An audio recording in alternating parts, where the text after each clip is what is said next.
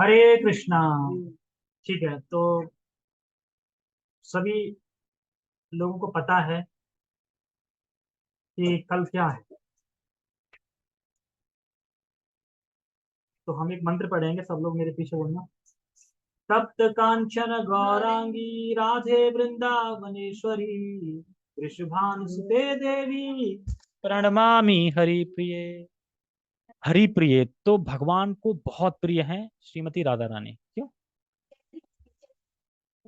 हमने ये बोला था, उन्होंने बोला कि हम सभी एक मंत्र पढ़ेंगे, ये बोला था। पीछे पढ़िए। ठीक है, कोई बात नहीं। तो देखो, देखिए, आने वाली है राधा अष्टमी। आने वाली है कल राधा अष्टमी। ये बहुत अद्भुत दिवस है। कैसा दिवस है? बहुत अद्भुत दिवस है ये।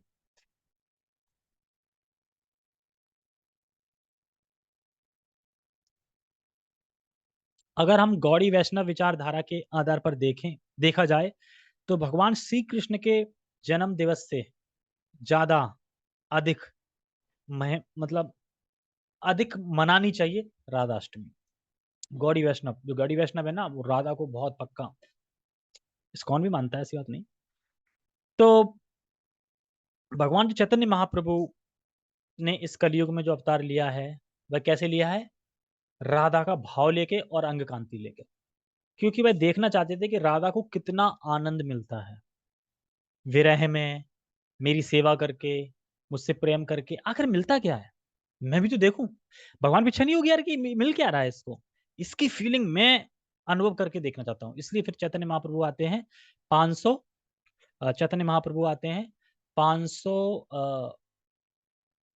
साल पहले नवदीप धाम में, और राधा रानी की भाव लेके और अंग कांति लेके, और फिर लोटपोट करते हैं, तब समझते हो राधा क्या है, राधा क्या है, इस तरीके के।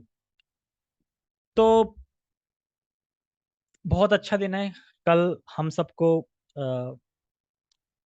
मनानी चाहिए अच्छे से राधा अष्टमी। और क्योंकि राधा रानी को सबसे ज्यादा प्रिय क्या है? कृष्ण। राधा रानी को सबसे ज्यादा कृष्ण प्रिय है। इसीलिए हमें कृष्ण के भजन गाना चाहिए, कृष्ण का नाम लेना चाहिए। क्योंकि हम जितना कृष्ण का गुणगान करेंगे, जितना कृष्ण के बारे में स्मरण करेंगे, उतना राधा रानी प्रसन्न होंगी। और जब जन्माष्टमी आती है कृष्ण की, उस टाइम पे हमें राधा रानी का गुणगान करना चाहिए, राधा रानी के भजन गाने चाहिए। क्योंकि कृष्ण को कौन प्रिय है? राधा रानी। तो उल्टा, अब हम राधे राधे करते नहीं तो क्या राधे कहें, अरे यार क्या है यार, मेरा बर्थडे है, मैं जिसको पसंद करूं उसके बारे में कुछ बोल ही नहीं रहे। सच्चा प्रेम तो ये होता है ना, अपना कुछ ना गुणगान सुनना, प्रेमी का सुनना, वो ज्यादा अच्छा लगता है। तो ऐसी हैं हमारी श्रीमती राधा रानी। तो कैसे मनाएं राधा अष्टमी? कैसे मनाएं? प्रातः काल उठ जाएं। प्रातः काल उठ जाएं, 4 बजे के समथिंग उठ जाओ। और श्रीमती राधा रानी और कृष्ण का फिर पहले पूरी मॉर्निंग साधना कर लो। और फिर उसके बाद राधा रानी और कृष्ण का अभिषेक करो। अभिषेक कर सकते हैं।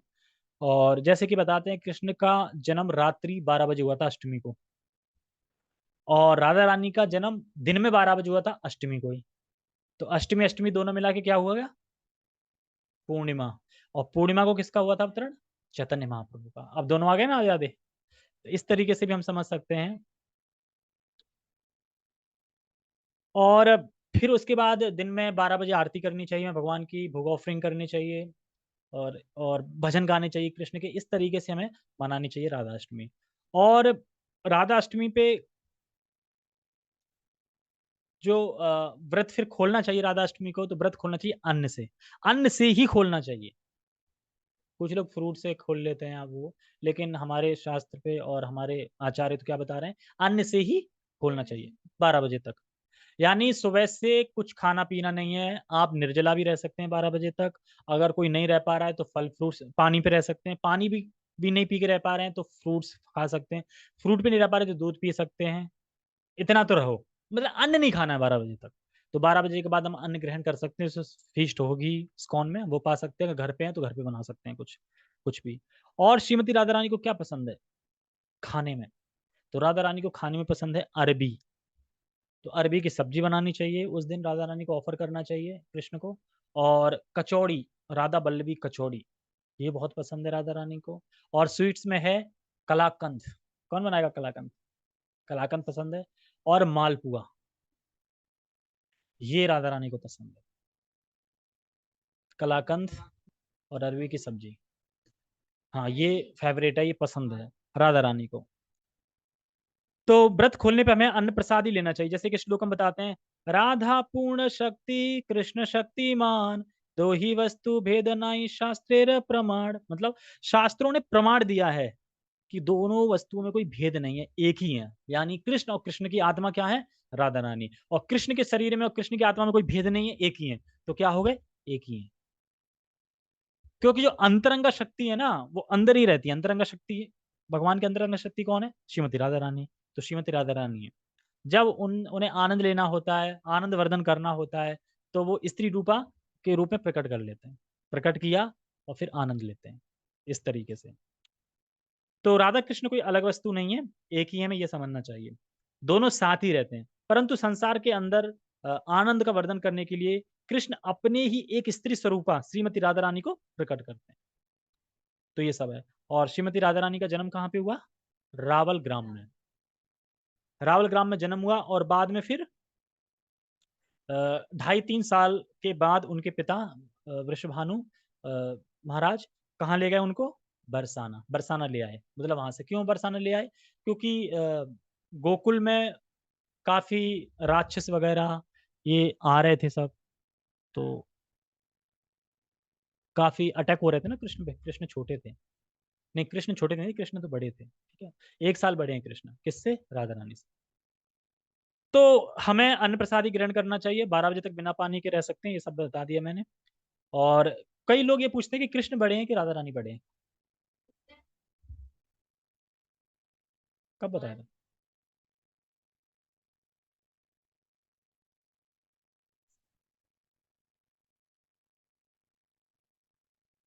राधा रानी बड़ी बताए थे? हैं? ऐसे बोले थे? नहीं नहीं नहीं, मैंने उस कंटेस्ट पे बोला था, हाँ, मुझे याद आ गया।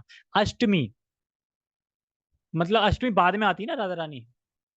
और राधा रानी बड़ी शक्ति के भाव पे तो नहीं बोला था, लेकिन राधा रानी बड़ी, राधा रानी छोटी है। बड़ी बोली थी तो कोई नहीं, मैं अपने शब्द वापस ले लेता हूँ, बड़ी नहीं है राधा रानी, छोटी है, ठीक है। तो वो मैंने ऐसे ही बोला था ना, रिकॉर्डिंग में तो नहीं बोला था ना। देखना रिकॉर्डिंग में बोला है क्या? अगर रिकॉर्डिंग बोला है तो मैं अभी बोल देता हूँ ना। सही बोला था। बड़ी है, उन्हें आके नहीं बोली कि जब पसंद करता नहीं है जब। अच्छा, नहीं वो तो छोटी है, पता है मुझे। ये कह रहा है कि मैंने बड़ा बोला था। मैंने 3 दिन पहले, 3 3 से 5 परसों हो जाएगा। कोई नहीं, राधा रानी छोटी है, अब समझ लो, ठीक है। तो कैसे छोटी हैं? जैसे कई बताते हैं राधा रानी बड़ी है, लेकिन देखो अगर वैसे देखा जाए तो कृष्ण को भी मोहित करने वाली कौन है? श्रीमती राधा रानी। तो वैसे तो बड़ी हो गई भाई, कृष्ण को भी मोहित करने वाले हैं। कृष्ण के लिए तो लोग कितना यज्ञ तपस्या सब करने में लगे हैं, फिर भी कृष्ण नहीं मिल पाते। और उन कृष्ण को मोहने वाली कौन है? राधा रानी। तो राधा रानी के आगे भी घुटने टेक देते हैं कृष्ण, कहने का तात्पर्य ये है। तो श्रीमती राधा रानी का तो एक अलग ही वो है, समझ नहीं सकते। तो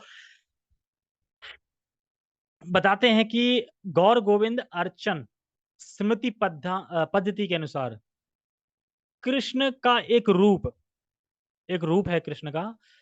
वो है जिसे कहते हैं नव यौवन, कहते हैं उस रूप को नव यौवन। नव यौवन मतलब वो फिक्स रहते हैं, नव यौवन मतलब जवान। फिक्स रहते हैं ना, ना घटते हैं ना बढ़ते हैं, ना छोटे ना बड़े होते हैं, फिक्स रहते हैं। और उनकी उम्र क्या है नव यौवन में? उनकी उम्र है 15 साल 9 महीने 7.5 दिन के कृष्ण है। कृष्ण रहते हैं फिक्स 15 साल 9 महीने 7.5 दिन। और ऐसे ही श्रीमती राधा रानी का भी एक रूप है यौवन, नव यौवन। वो रहती है 14 साल 2 महीने 15 दिन। तो लगभग 1 साल छोटी है। कोई बोले क्या प्रमाण है? तो प्रमाण आता है कि जब भ्रम वृंदावन में जब भगवान लीलाएं करने आए थे, तो श्री कृष्ण पहले प्रकट होते हैं। और श्री कृष्ण के 1 साल बाद श्रीमती राधा रानी प्रकट होती है रावल ग्राम में, ठीक है। तो उधर वृषभानु थे, बड़ा दुखी थे। कह रहा है लाली तो घर में आ गई है, परंतु आंखें ही नहीं खोल रही है, क्या करें? तो क्योंकि उनके मित्र थे वृषभानु, तो बुलाया था, फंक्शन था, नामकरण वगैरह था।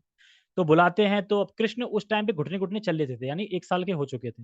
तो घुटने घुटने चल लेते थे, और वो कहाँ? पल्लने में लेटी थी राधा रानी आंखें बंद करके। और कृष्ण धीरे-धीरे घुटने एक बार जाते हैं और पलने पे करके खड़े हो जाते हैं और खड़े होते ही मतलब हाथ ऐसे करके स्पर्श करते हैं, राधा तुरंत आँख खोल लेती हैं। यानी आँखें क्यों नहीं खोल रही थी? क्योंकि वो पहला किसको देखना चाह रही थी? सिर्फ़ कृष्ण को। मैं देखूँगी तो सिर्फ़ कृष्ण को देखूँगी। तो इस तरीके हम समझ सकते हैं कि राधा रानी 1 साल छोटी हैं। और श्री कृष्ण की राधा रानी सेवा बहुत, बहुत, बहुत सेवा करती हैं। इतनी सेवा कोई कर नहीं सकता। कृष्ण के लिए इतने आइटम बनाती थी कि कोई भी आइटम रिपीट नहीं होना चाहिए, इतनी सेवा। हमेशा कहीं भी कृष्ण का जाना होगा तो वहाँ पे देखेंगे सब कुछ ओके तो नहीं है। जैसे किचन में खाना बनना है कृष्ण के लिए तो किचन देखेंगे साफ-सफाई है ना? कॉकरोच तो नहीं घूम रहे हैं। साफ-सफाई हाँ, ठीक है कृष्ण ये ले सकते हैं। और अगर किचन गंदी है तो राधा रानी अप्रूवल नहीं देंगी तो कृष्ण उसे ग्रहण नहीं करेंगे। तो इसीलिए हमें हमें भी किसकी सेवा करनी चाहिए? जब राधा रानी खुद कृष्ण की सेवा कर रही हैं तो हमें किसकी सेवा करनी चाहिए? हमें भी श्री कृष्ण की सेवा करनी चाहिए। एक लीला आती है, लेकिन लीला पता नहीं हो पाएगी कि नहीं हो पाएगी, छोटी-सी नहीं है, लेकिन 5 मिनट है, थोड़ा जल्दी-जल्दी बोल देता हूँ। कि एक समय की बात है कि जब राधा रानी और कृष्ण वृंदावन में थे तो मिलना था। और तब क्या है कि स्मार्टफ़ोन तो थे नहीं कि व्हाट्सएप पे फ़ोटो भेज दी, व्हाट्सएप पे वीडियो कॉल से मिल गए, बातचीत हो गई, ऐसा तो कुछ था नहीं। तो फिर अपॉइंटमेंट फिक्स हुआ मिलने का। और अपॉइंटमेंट फिक्स कैसे होता था पता है? अपॉइंटमेंट फिक्स होता था कि ये जो बरसाना है और नंदगाँव, नंदगाँव और बरसाना के बीच में एक फ़ॉरेस्ट है यानी वन है। सांकेतिक सांकेत वट, सांकेत वट मतलब इशारा, इसलिए उसका सांकेत नाम रखा है, इशारा करना मतलब। तो वहाँ एक कुंड था, तो वहाँ पे ऐसा कुछ कर रखा था कि कृष्ण आते थे अपने कमर में शीशा लेके, शीशा रख के आते थे अपने कमर में और जो वृषभानु की लाडली जो थी मतलब श्रीमती राधा रानी, वह अपने बरसाना में सबसे ऊँचे महल में बैठती थी और वहाँ पे एक खिड़की थी, खिड़की को खोल के वहाँ से जो खिड़की की धूप आती है और फिर दीवार पे देखती थी क्योंकि सिग्नल इशारा वहीं दीवार पे ही मिलेगा। और वो कृष्ण वहाँ से नीचे से शीशा निकाल के वहाँ से सिग्नल भेजते थे, करते थे ना बचपन में याद हो, शीशा लेके वो परछाई आती है ना शीशा की, वो उनका एक कोड वर्ड था मतलब समझाने का। ऐसे हिलाएँगे तो ये डिनर होगा, ये हिलाएँगे तो यहाँ मीटिंग है, अपॉइंटमेंट है, ये हिलाएँगे तो यहाँ मिलना है, ये हिलाएँगे तो यहाँ मिलने का। तो राधा रानी वही देखती रहती थी कि हाँ, यहीं सिग्नल आएगा तो हमें यहीं देखना है। और राधा रानी देखती रहती थी। अब कृष्ण आए तो उन्होंने पहले जल पे उसका वो सूर्य का रोशनी पड़ रही थी, जल से फिर उसका जो खिड़की थी, खिड़की के शीशे पे, शीशे से दीवार पे। तो ऐसे करके प्रतिबिंब जाता था, वो देखती थी, ऐसा करके कर दिया हिला-हिला के। अब राधा रानी समझ गई हाँ, कहाँ मिलना है। अब राधा रानी अपॉइंटमेंट फिक्स हो गई कहाँ मिलना है और क्या-क्या मेनू बनना है, क्या-क्या डिनर में बनना है, सारा कुछ फिक्स हो गया। अब राधा रानी अपनी सखियों को लेके पहुँच गई उस कुंज में और कुंज था, वहाँ कुंज पहुँच गई और फिर वहाँ पे सजाना स्टार्ट कर दिया। जैसे अपन फेस्टिवल मंदिर को सजाते हैं ना फूलों से, रत्नों से, इतना बढ़िया सजाया कि इतना तो अभी अपने सजा भी नहीं सकते। वृंदावन के बढ़िया खुशबू वाले फूल और चारों तरफ मतलब पूरा फेस्टिवल एकदम ऐसे तैयार कर दिया कृष्ण के लिए बढ़िया गद्दा-वद्दा सब कुछ बैठने की व्यवस्था कि कृष्ण आएँगे और पूरी अपनी सखियों को लेके लगी हैं सजाने में और अपॉइंटमेंट था कितना रात को 10 बजे मिलने का। अब 10 बज गए पर कृष्ण नहीं आए। अब सखियाँ से कहाँ रह गए, कहाँ रह गए? तो सब कह रहा है हो जाता है, लेट हो जाते हैं, जाम लग जाता है, कभी दिक्कत हो जाता है, ऐसा कोई नहीं है। ऐसे कर के 11 बज गए, 12 बज गए, 1 बज गए। अब भई 1 बज गए तो होता है ना कि अब फिर धीरे-धीरे गुस्से में वो बदल जाता है। अब सबको गुस्सा आने लगी, सबका धैर्य टूटने लगा, ये क्या?